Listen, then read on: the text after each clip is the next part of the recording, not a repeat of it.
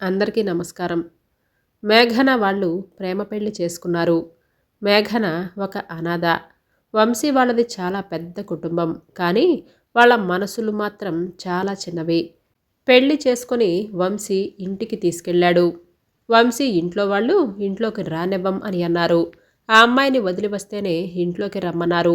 వంశీ దానికి అంగీకరించలేదు. అమ్మా నాన్న, మీకు మా జంట నచ్చకపోతే వెళ్ళిపోయి ఎక్కడైనా బతుకుతాం. అలా అనగానే వాళ్ళింట్లో ఏదో మాట్లాడుకొని ఇద్దరిని ఇంట్లోకి రమ్మన్నారు. ఇక రోజురోజుకి మేఘనని చాలా టార్చర్ పెట్టేవారు. కట్నం లేదు ఏమీ లేదని ఇంటి పని వంట పని తీరిక లేకుండా చేయించేవారు. పాపం మేఘన వాళ్ళ టార్చర్ భరించలేక ఒకసారి వంశీకి చెప్పింది. కానీ వంశీ పెద్దగా పట్టించుకోలేదు. ఎలాగైనా మేఘనని ఇంటి నుంచి పంపించాలని ఇక వంశీ మనసు మార్చడానికి ప్రయత్నించారు. మేఘనని తప్పుగా చూపించారు. వాళ్ళ మాటలు విన్న వంశీ కూడా మేఘనని టార్చర్ పెట్టడం, కొట్టడం, తిట్టడం మొదలుపెట్టాడు.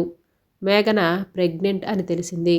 అదే మాట వంశీకి చెప్తే, ఆ ప్రెగ్నెంట్ నా ద్వారానే వచ్చిందా లేక ఇంకెవరికైనానా అని అన్నాడు.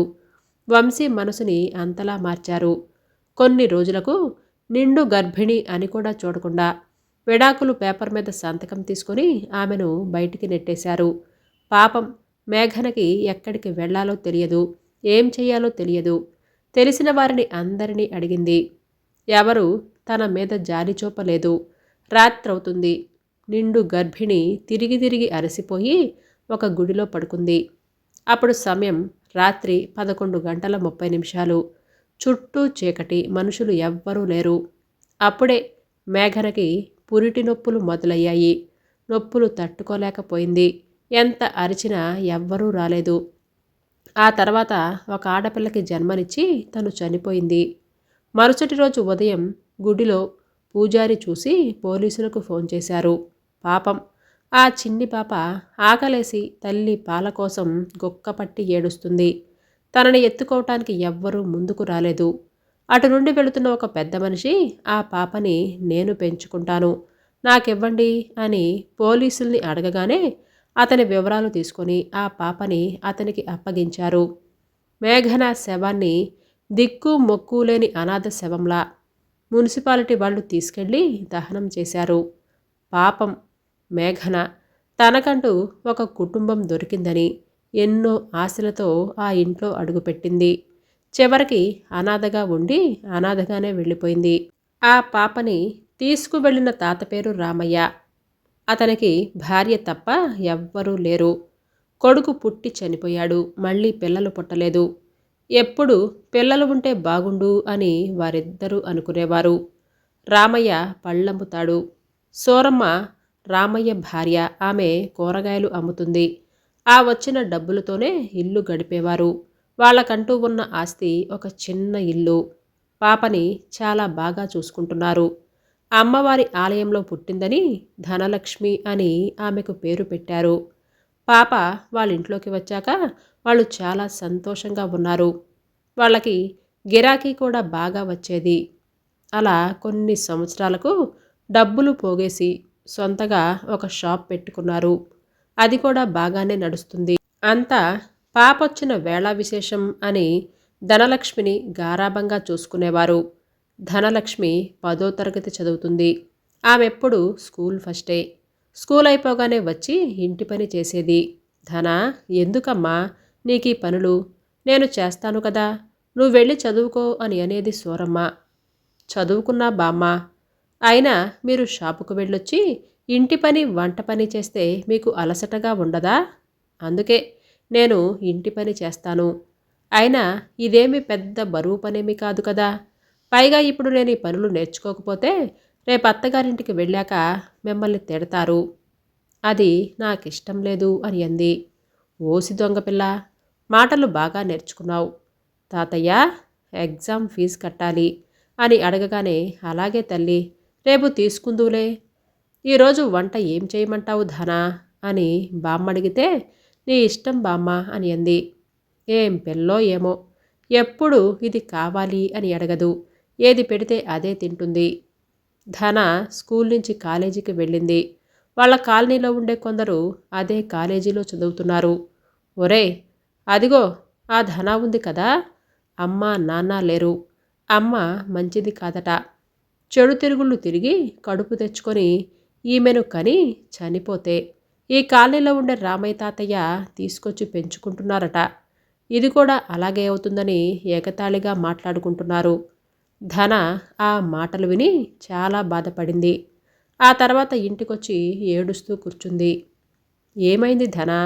ఎందుకు ఏడుస్తున్నావు? ఎవరేమన్నారు అని బామ్మ అడిగింది. అమ్మ తప్పు చేసి నన్ను కనిందట. నేను కూడా అలాగే అవుతానట.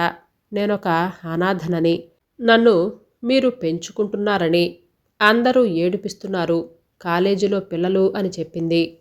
చూడమ్మా, నలుగురు నాలుగు రకాలుగా అనుకుంటారు. అవన్నీ నువ్వేమీ పట్టించుకోకు. నీకు మేమున్నాము. పాపం మీ అమ్మ నిన్ను కని చనిపోయింది. కొంతమంది తప్పు చేస్తే ఇంట్లో నుంచి వెళ్ళగొట్టారు అని అంటారు. మరికొంతమంది మీ అమ్మ నచ్చక కావాలనే మీ నాన్నగారే ఇంట్లో నుంచి గెంటేశారు అని అంటారు. ఏది నిజమో మాకు తెలియదు. నీకంటూ ఒక పెద్ద కుటుంబం ఉండేది. వారెవరో ఏంటో కూడా మాకు తెలియదు. పోలీసులు అంటుంటే విన్నాము. మీ అమ్మ చనిపోయింది అని చెప్తే మాకు సంబంధం లేదు అని అన్నారట. ఎప్పుడో తనని వదిలేశామని చెప్పారట. కనీసం మీ అమ్మని చూడటానికి కూడా రాలేదు. అయినా ఇవన్నీ మనసులో పెట్టుకుని నువ్వేమీ బాధపడకు. నీకు తాతయ్య నేను ఉన్నాం కదా అని చెప్పింది సూరమ్మ. ఇక ధనలక్ష్మి అలా కాలేజీకి వెళ్ళేటప్పుడు వచ్చేటప్పుడు కొంతమంది అబ్బాయిలు ధనాని చాలా అసభ్యంగా మాట్లాడేవారు. తన శరీర అవయవాల గురించి చెబుతూ తనని చాలా బాధ పెట్టేవారు. ఒకడు ప్రేమిస్తావా లేదంటే యాసిడ్ పోయినా అని బెదిరించేవాడు. ధన భయపడుతూ ఇంటికొచ్చేది. ఇక అలా తన చదువు మొత్తం పూర్తయిపోయింది. ధన, నీకు పెళ్లి చేయాలి అని అనుకుంటున్నాను. ఒక సంబంధం వచ్చింది. నువ్వేమంటావు తల్లి అని అన్నారు రామయ్య గారు. నాకిప్పుడే పెళ్ళొద్దు తాతయ్య, నేను ఉద్యోగం చేయాలి అని అనుకుంటున్నాను. చూడమ్మా, ఉద్యోగమేదో పెళ్ళయ్యాక చేసుకోవచ్చు కదా. నీకు పెళ్లి చేసి ఒక అయ్య చేతిలో పెడితే మా బాధ్యత తీరిపోతుంది. అయినా మేమింకా ఎన్ని రోజులు బతుకుతాం అని అంది సూరమ్మ. బామ్మ, నాకు ఉద్యోగం చేసి మిమ్మల్ని బాగా చూసుకోవాలి అని ఉంది. అయినా నాకు ఈ పెళ్ళి అవసరమా? మీతోనే ఉంటాను అని అంది ధన. అలా అనకు తల్లి, నా బంగారం కదూ. అబ్బాయి కూడా మంచివాడు, ఉద్యోగం చేస్తున్నాడట. ఒప్పుకోమ్మా. అబ్బాయి నచ్చితేనే చేసుకో, లేదంటే వేరే సంబంధం చూద్దాం. మాకు నీ పెళ్ళి చూడాలని, నీకు పుట్టే పిల్లలతో ఆడుకోవాలి అని ఉంది. సరే తాతయ్య, మీ ఇష్టం. అమ్మా ధన, రేపు ఆ అబ్బాయి వాళ్ళని రమ్మంటాను. నీకు నచ్చితే చాలు. నేను చూసే పని లేదు తాతయ్య. నేను తాళి కట్టించుకుంటా. అయినా మీరు నాకు మంచివాడినే కదా చూసేది అని అంది ధన. మరుసటి రోజు వాళ్ళొచ్చారు. అబ్బాయికి అమ్మాయి నచ్చింది. తాతయ్య బామ్మకి కూడా అబ్బాయి నచ్చాడు అని అనేసరికి మీ ఇష్టమే నా ఇష్టం అని ధన చెప్పింది. ఇక ధనాన్ని లోపలికి పంపించి కట్న కానుకల గురించి మాట్లాడుకున్నారు. కట్నం బాగానే రామయ్య స్తోమతకు మించి అడిగారు. అందుకు రామయ్య సరేనని ఒప్పుకున్నాడు. ఎందుకంటే అబ్బాయి ఉద్యోగం చేస్తున్నాడు. రేపటి రోజున ధన భవిష్యత్తు బాగుంటుంది అని అనుకున్నాడు. ఇక నిశ్చితార్థం ఖాయం చేశారు. నిశ్చితార్థం బాగానే జరిగింది. పెళ్లి సమయానికి డబ్బులు మొత్తం ఇవ్వాలి అని అన్నారు. పెళ్ళి దగ్గరలో ఉంది. అంత డబ్బు ఎక్కడి నుంచి తెస్తారు అని అడిగింది సూరమ్మ. అదే ఆలోచిస్తున్నాను. షాపు అమ్మేద్దాము అని అనుకుంటున్నాను. ధన సంతోషం కంటే మనకేదీ ముఖ్యం కాదు అని అన్నాడు. అలాగే అయ్యా, కాస్త పెళ్లి సమయానికి డబ్బులు చేతిలో పడితే చాలు. అబ్బాయి తల్లి మరీ మరీ చెప్పింది, పెళ్లికి ముందే డబ్బు కావాలని. ఈ మాటలన్నీ ధన వింటుంది. ఏంటి తాతయ్య, అంత డబ్బడిగారా? అయినా మీరెందుకు ఒప్పుకున్నారు? వద్దు తాతయ్య, నాకు ఈ పెళ్ళి వద్దు. అయ్యో తల్లి, అలా అనకు. డబ్బులు నేను తీసుకొస్తాను కదా. అయినా నిశ్చితార్థం అయ్యాక ఇలా పెళ్ళొద్దంటే బాగోదు. ఏమైనా పర్వాలేదు, నాకు ఈ పెళ్ళొద్దు. పెళ్లి కోసం షాప్ అమ్మితే రేపు మీకు ఆధారంగా ఏముంటుంది అని అంది. ధన, మాకు వయసైపోతుంది, చేత కావటం లేదు. ఈ సమయంలో షాపు నడిపించలేకపోతున్నాం. అందుకే అమ్మాలి అని అనుకుంటున్నాం. తాతయ్య, మీరు నా కోసం చాలా చేశారు. ఎక్కడో అనాథగా ఉండవలసిన నన్ను తీసుకొచ్చి గారాబంగా చూసుకున్నారు, చదివించారు. ఇంత దాన్ని చేశారు, చాలు, ఇకేమీ వద్దు. నేను బతికి ఉన్నన్నాళ్ళు మిమ్మల్ని బాగా చూసుకుంటాను. నాకు ఈ పెళ్ళొద్దు. అయినా వాళ్ళిప్పుడే ఇలా అడిగారంటే ముందు ముందు ఇంకా ఎలా ఉంటారో తెలియదు, అందుకే వద్దు అని అంది. దయచేసి అలా అనకమ్మా. ఎదిగిన ఆడపిల్లని ఇంట్లో పెట్టుకుంటే నలుగురు నాలుగు రకాలుగా అనుకుంటారని అంది బామ్మ. అనుకోని బామ్మ, నేను మాత్రం ఈ పెళ్లి చేసుకోను. ధనా, నీకు మా మీద ఏ మాత్రం ప్రేమ ఉన్నా నాకు అడ్డు చెప్పకు. నీ పెళ్లి ఘనంగా జరిపించే బాధ్యత మాది. దానికోసం మా తల తాకట్టు పెట్టైనా సరే నీ పెళ్లి చేస్తాం.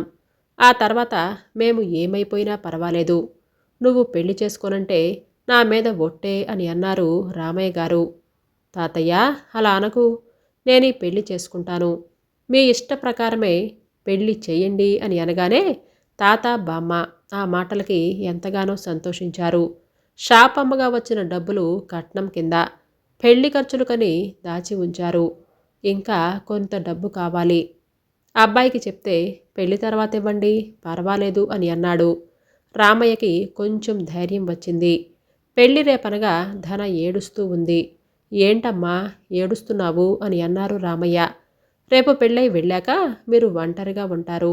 మిమ్మల్ని ఎవరు చూసుకుంటారు? మీ ఆరోగ్యం కూడా బాగోలేదు.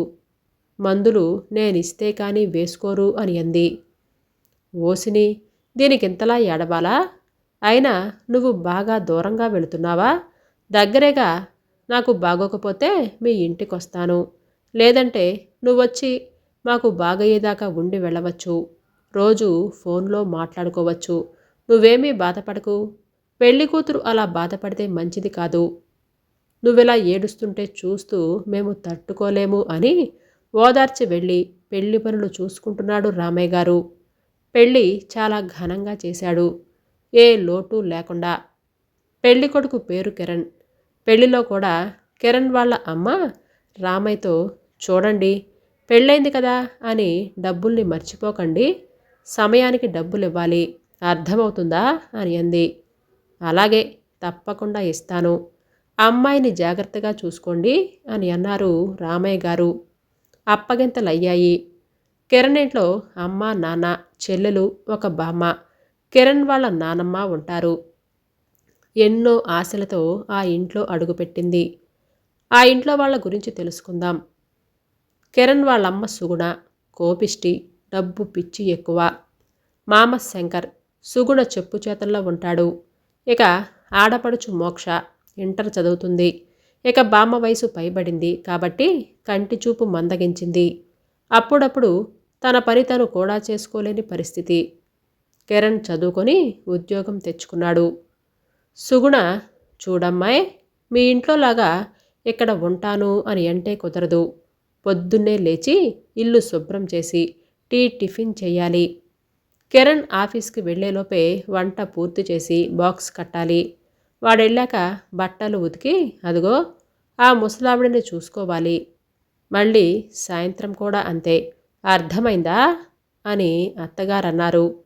అలాగే అత్తయ్య అని అంది. ఇక ఆ రోజు నుండి ధన ఇంటి పని, వంట పని మొత్తం చూసుకునేది. ఇంట్లో వాళ్ళందరి బట్టలు ఉతికేది.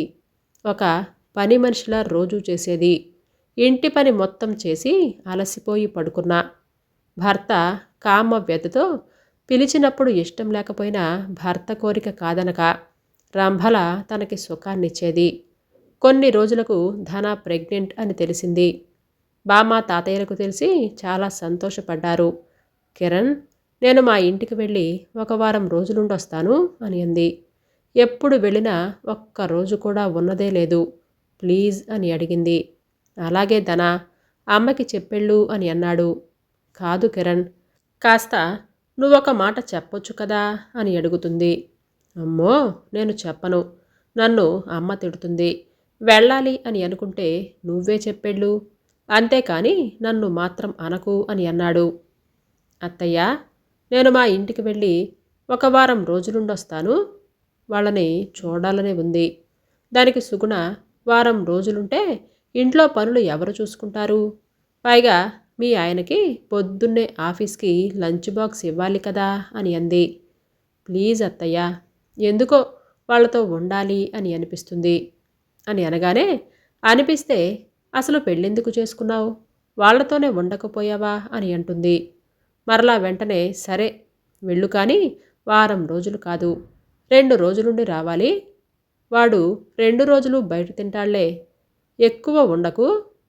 ఆ, ఇంకో విషయం, నువ్వొచ్చేటప్పుడు కట్నం డబ్బులు తీసుకురా, నెల కింద ఇస్తాను అని అన్నాడు. ఇంకా ఇవ్వలేదు. డబ్బులతో రా, లేదంటే నేను వెళ్ళి అడగాల్సి వస్తుంది. అందుకు ధన సరే అని వెళుతుంది. అమ్మా ధన, వచ్చావా తల్లి, బాగున్నావా అని అన్నాడు రామయ్య గారు. బాగున్నా తాతయ్య, మీరెలా ఉన్నారు? నువ్వు తల్లివి కాబోతున్నందుకు చాలా సంతోషంగా ఉంది అని అంది బామ్మ. ఏంటమ్మా అలా చిక్కిపోయావు? ఇంట్లో అందరూ బాగా చూసుకుంటున్నారా అని అడిగాడు. అయ్యో తాతయ్య, నన్ను బాగానే చూసుకుంటున్నారు. మీరు నా గురించి బెంగ పెట్టుకోకండి. నేను ఆ ఇంటికి వెళ్ళగానే వాళ్ళ కళ్ళల్లో చెప్పలేని ఆనందం. తనకి కూడా చాలా సంతోషంగా ఉంది. కనీసం 2 రోజులైనా సరే ఇంటి పని లేకుండా చాలా ప్రశాంతంగా ఉంది. ఇద్దరూ 2 రోజులు కాలు కింద పెట్టకుండా చూసుకున్నారు. ఇక ధనకి ఫోన్ వచ్చింది సుగుణ దగ్గర నుండి, వెంటనే రమ్మని, వచ్చేటప్పుడు కట్నం డబ్బులు తీసుకురమ్మని. కానీ ధన వాళ్ళని అడగనే లేదు. వాళ్ళు చాలా ఇబ్బందుల్లో ఉన్నారు అని ఆమెకు తెలిసింది. అందుకే అడగకుండా వెళ్ళిపోయింది. ఇంటికి వెళ్ళగానే, ఏంటే ఇంత లేటు, పొద్దున్నే బయలుదేరావు అని అన్నారు కదా, డబ్బులు తెచ్చావా, ఉత్త చేతులతో వచ్చావా అని అంది అత్త. అది కాదత్తయ్య, వాళ్లే చాలా ఇబ్బందుల్లో ఉన్నారు, అడగటం ఇష్టం లేక వచ్చేశాను. పాపం చాలా కష్టాల్లో ఉన్నారత్తయ్య అని అంది. ఉంటే ఉంటారు, వాళ్ళ దరిద్రాన్ని మాకు అంటగట్టారు అని అంది. అందుకు ధన, వాళ్లకు పని చేయటానికి కూడా ఓపిక లేకుండా పోయింది. ఇదిగో మన బామ్మలాగా. అదే షాప్ ఉంటే ఎలాగోలా కట్టేవారు, కానీ షాప్ కూడా నా పెళ్లికి అమ్మేశారు కదా, వచ్చిన పింఛన్ డబ్బులతో బతుకుతున్నారు. మందులకు కూడా డబ్బులు లేవు. ఇలాంటి పరిస్థితులలో వాళ్లను డబ్బు ఎలా అడగాలి? నన్ను వాళ్ళెంతో గారాబంగా పెంచారు, కానీ వాళ్ళ కోసం నేనేమీ చేయలేకపోతున్నాను. నాకు ఉద్యోగం కూడా రావటం లేదు. వాళ్ళకి ఎంతో కొంత సహాయం చేద్దామంటే అని అంది. అంతే, ఏంటే వాళ్లను వెనకేసుకొస్తున్నావు? అయినా అనాథ పిండం అని అనుకున్నప్పుడు ఒప్పుకోకుంటే సరిపోయేది కదా. ఇప్పుడెలా వేగాల్సి వస్తుందో చూడు. ఇదిగో డబ్బులు లేకుంటే నడవదు. నాకు ఈ వారంలోపు కావాలి. ఆ ఇల్లుంది కదా, దాన్నమ్మి ఇవ్వమను డబ్బులు అని అంది. ఇల్లమ్మితే ఈ వయసులో వాళ్ళు ఎక్కడ ఉంటారు అత్తయ్య? షాప్ అమ్మి ఇల్లమ్మితే ఈ వయసులో వాళ్ళెక్కడికి వెళతారు అని అంది. దానికి సుగుణ, రోడ్డు మీద అడుక్కు తినమను, నేను రేపు వెళ్ళి మీ తాతయ్యని కడిగేస్తా అని రూంలోకి వెళ్ళిపోయింది. కిరణ్, పాపం తాతయ్య, అత్తయ్యని వెళ్ళొద్దు అని చెప్పు, వాళ్ళ దగ్గర డబ్బులు లేవు అని అంది. చూడుదనా, నేనేమీ చేయలేను, అమ్మ చాలా మొండిది అని అన్నాడు. మరుసటి రోజు ఉదయమే సుగుణ రామయ్య గారి ఇంటికి బయలుదేరారు. వద్దత్తయ్య, నేను వెళ్ళి అడుగుతాను, ప్లీజ్ అత్తయ్య మీరు వెళ్ళకండి అని అంటూ కాళ్ళ వేళ్లాపడి ఏడుస్తుంది. వద్దు, మొన్న పంపిస్తే నువ్వు అడిగావా అని నెట్టేసి వెళ్ళిపోయింది. ఇంటికి వెళ్ళే సమయానికి అన్నం తింటున్నారు. రామ్మ, ఇదేనా రావటం అని ఆప్యాయంగా పిలిచారు. బాగా తింటున్నారా? మాకిచ్చే డబ్బులు ఇవ్వకుండా మీ కడుపులు మాత్రం నింపుకుంటున్నారా? మీకు తిండి ఎలా సహిస్తుంది అని అంది. రామయ్య సూరమ్మ ఆ మాటలు విన్నాక అన్నం పక్కన పెట్టి చేతులు కడుక్కున్నారు. చూడమ్మా, పరిస్థితి బాగోలేదు, డబ్బులు లేక తినటానికే చాలా ఇబ్బందిగా ఉంది. మీ డబ్బులు ఖచ్చితంగా ఇస్తాను అని అన్నాడు రామయ్య. ఆ, ఇచ్చినట్లే ఉంది. డబ్బులు తీసుకురా అంటే అక్కడది నాటకాలాడుతుంది, ఇవ్వమంటే మీరిక్కడ నాటకాలాడుతున్నారు అని అంది సుగుణ. అయ్యో, తప్పకుండా ఇస్తాను తల్లి, కొంచెం గడువు కావాలి అని అన్నారు రామయ్య గారు. వారంలోపు నాకు డబ్బులు కావాలి, లేదంటే నీ మనవరాలిని మీ ఇంటికి పంపించేస్తా, విడాకులిప్పించి అని అంది సుగుణ. అయ్యో, ఆ పని మాత్రం చెయ్యకు తల్లి, తను సంతోషంగా ఉండాలి. మరీ వారం రోజులంటే ఎలా అమ్మా? కనీసం ఒక నెలైనా ఇవ్వండి గడువు, ఎలాగో తీసుకొస్తాను అని అన్నాడు రామయ్య. అవసరం లేదు, వారమంటే వారం అంతే. ఆ ఇల్లుంది కదా, అమ్మి డబ్బులివ్వండి వారం లోపులో. ఇవ్వలేదంటే ఈ సుగుణ మాటంటే మాటే అని అంది. ఇల్లమ్మాలా? అలాగే అమ్మేస్తా. మా ధనా కంటే మాకేదీ ఎక్కువ కాదు. ఇల్లు అమ్మేస్తాను తల్లి, దానిని జాగ్రత్తగా చూసుకోండి, అదసలే కడుపుతో ఉంది అని అన్నాడు రామయ్య గారు. సరే, వెళ్ళొస్తా అని అంది. ఒక్క విషయం, ఈ విషయం ధనతో చెప్పకండి, డబ్బులు తీసుకొచ్చి నేనే ఇస్తాను, తన ముందు ఏమీ చెప్పకండి అని అన్నాడు. అలాగేలే అని అంది. పాపం రామయ్య సూరమ్మ చాలా బాధపడ్డారు. ఆ తర్వాత సుగుణ ఇంటికి వెళ్ళింది.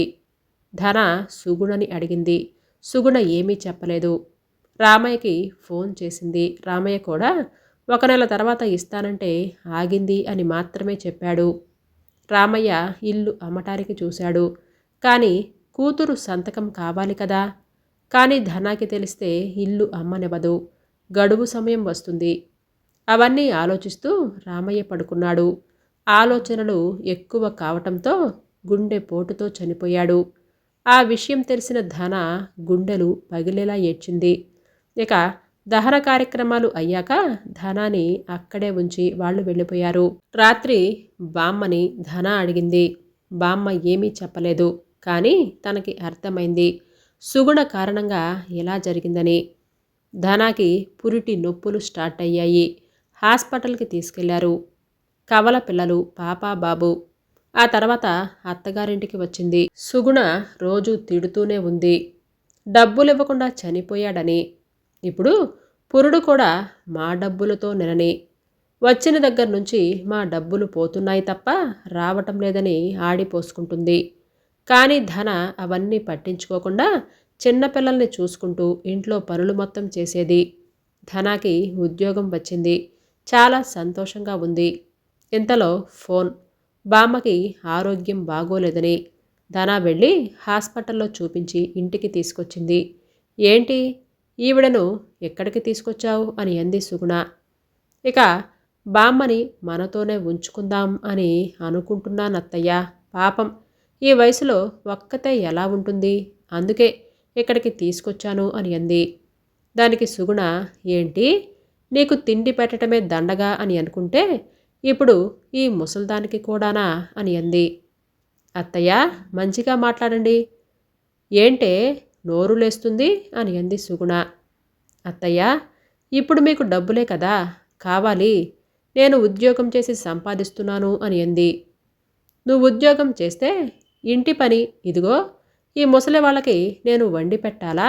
అవసరం లేదు అని అంటుంది సుగుణ. అబ్బా, ఏంటమ్మా, ఎప్పుడు చూసినా వదన్ని ఏదో అంటూనే ఉంటావు అని అంది మోక్ష. అవునమ్మా, పాపం ఉండని, తనకి మనం తప్ప ఇంకా ఎవరున్నారు అని అన్నాడు కిరణ్. అబ్బో, ఎప్పుడూ నాకెదురు చెప్పని నా పిల్లలే నన్ను తప్పు పడుతున్నారు, నేనుండను ఈ ఇంట్లో, నేను చచ్చిపోతాను అని అంది. అత్తయ్య, ఇప్పుడు నేను ఇంటి పని వంట పని మొత్తం చేశాకే ఆఫీస్కి వెళ్తా, వచ్చి మళ్ళీ పని చేస్తాను, ఇప్పుడు సరేనా అని అంది. అలా చేస్తానంటే నేనెందుకు వద్దంటాను, నువ్వింకా 10 మందిని తెచ్చుకున్నా నాకు అభ్యంతరం లేదు అని అంది.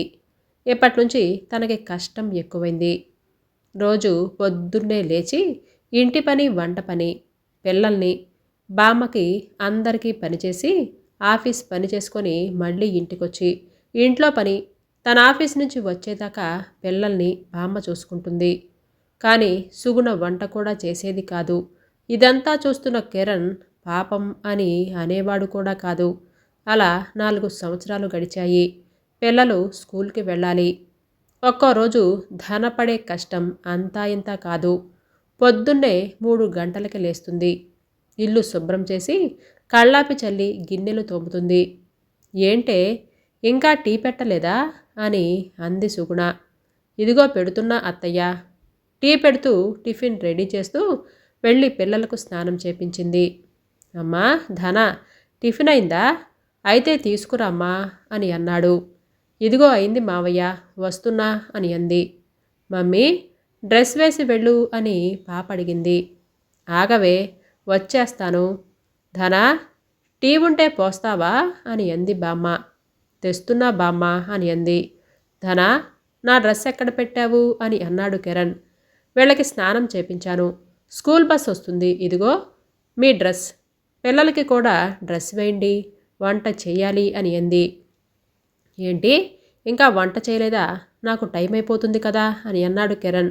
ఒక్క 5 నిమిషాలు, కర్రీ అవుతుంది, మీరు టిఫిన్ చేసే లోపు అయిపోతుంది అని అంది. వదినా, నా ఎగ్జామ్ ప్యాడ్ ఎక్కడుంది అని అంది మోక్ష. అయ్యో, ఇదిగో ఇక్కడే ఉంది, అయినా నీ వస్తువులు ఒక దగ్గర పెట్టుకోవచ్చు కదా అని.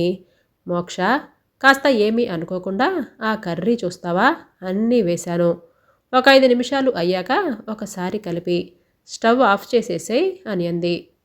నేను స్నానం చేసి రెడీ అవ్వాలి, ఆఫీస్కి టైం అవుతుంది. స్నానం చేసి వచ్చి అందరికీ లంచ్ బాక్స్ కట్టి పిల్లల్ని స్కూలుకి పంపించి భర్తని ఆఫీస్కి, మోక్షని కాలేజీకి పంపించి బామ్మలకి అన్నం పెట్టి రెడీ అయ్యి ఆఫీస్కి వెళ్ళింది. ఏంటమ్మా రోజూ లేటేనా? రోజు ఒక అర్ధగంట లేటుగా వస్తున్నావు, ఇలా అయితే కష్టం. ఏదో వర్క్ మంచిగా చేస్తున్నావు అని వదిలేస్తున్నాను తప్ప వేరే వాళ్ళైతే పంపించేవాడిని అని అన్నాడు మేనేజర్. Sorry sir.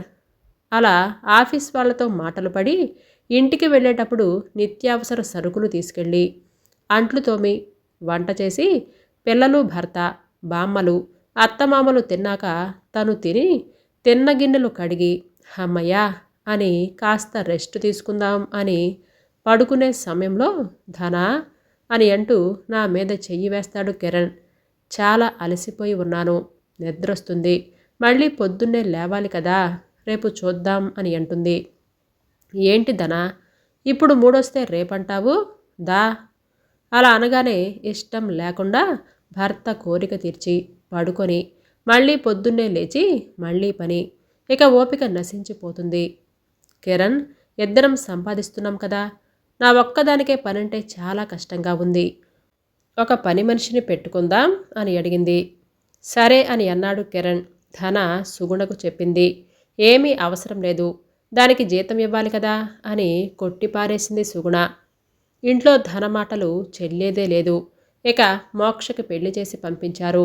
మోక్షింట్లో ఇలాగే ఉంటే మోక్ష సుగుణకు చెప్పేది, అయ్యో కూతురు ఇంత కష్టపడుతుందే అని బాధపడేది. ఒకరోజు తనకి ఇలాగే పనెక్కువై అలసిపోయి పడుకుంది. కిరణ్ ఎప్పటిలాగే పడక మీదకు తన శృంగార కోరిక తీర్చమని మీద పడ్డాడు.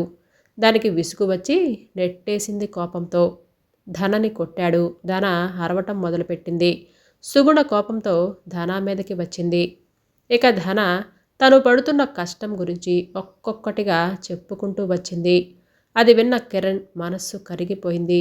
నేను తన కష్టాన్ని గుర్తించలేకుండా నా సుఖం కోసమే ఆలోచించానే అని అనుకున్నాడు.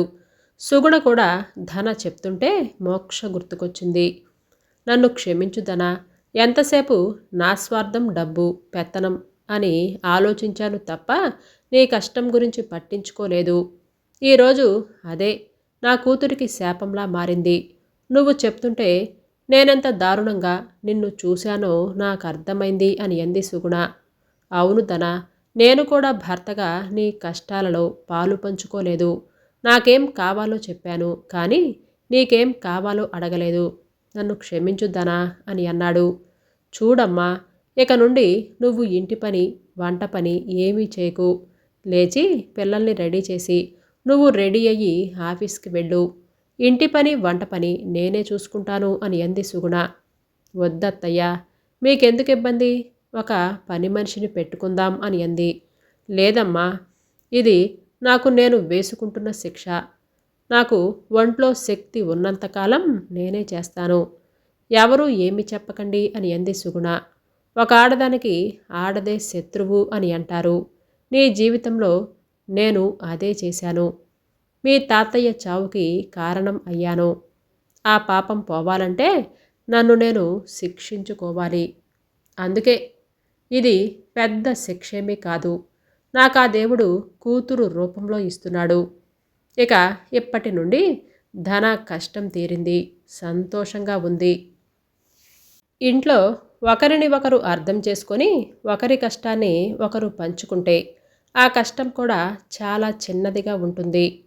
డబ్బు కోసమో ఇంకా దేనికోసమైనా సరే ఎవరు ఎవరిని ఇబ్బంది పెట్టకండి.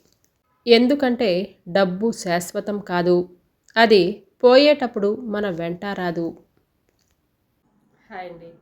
ఈ కథ మీకు నచ్చిందా అండి? అయితే లైక్ చేయడం, సబ్స్క్రైబ్ చేయడం, షేర్ చేయడం మర్చిపోవద్దు. రేపు మరలా సరికొత్త వీడియోతో మీ ముందుకు వచ్చేస్తాను. అంతవరకు బాయ్.